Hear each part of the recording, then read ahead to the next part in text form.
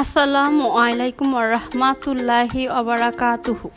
এখন সিজনটা একটু পরিবর্তনশীল, এই গরম তো এই ঠান্ডা, তাই সবসময় জ্বর ঠান্ডা লেগে আছে। এই সময় এই ভর্তা দিয়ে ভাত খেতে অনেক মজা। আজকের আমার রেসিপি উস্তা দিয়ে আলু দিয়ে ভর্তা।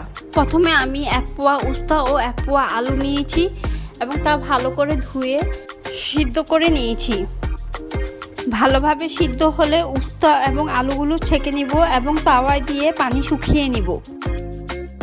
আমার আজকের উস্তা ভর্তার উপকরণগুলো উস্তাগুলোকে ভালোভাবে তেলে নিয়েছি, আলুগুলোকে ছিলে নিয়েছি, পেঁয়াজ কুচি করে নিয়েছি, 2টা কাঁচামরিচ ফালি করে নিয়েছি এবং ঝাল ছাড়া শুকনো মরিচ নিয়েছি, স্বাদ মতো লবণ নিয়েছি এবং সরিষার তেল নিয়েছি।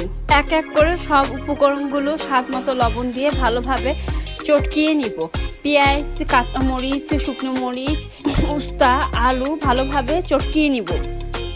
সব উপকরণগুলো ভালোভাবে চটকানো শেষে সরিষার তেল দিব। সরিষার তেল দেওয়াতে ঠান্ডা ও জ্বরের সময় খেতে বেশ ভালো লাগবে। গরম ভাত দিয়ে এই ভর্তা খেতে অনেক মজা। ভালোভাবে মাখানো হলেই তৈরি হয়ে গেল আমাদের মজাদার স্বাদের উস্তা ভর্তা। নতুন নতুন মজাদার রেসিপি পেতে আমাদের পাক শিল্প চ্যানেলটিকে সাবস্ক্রাইব, লাইক ও কমেন্ট করে আমাদের সাথে থাকুন।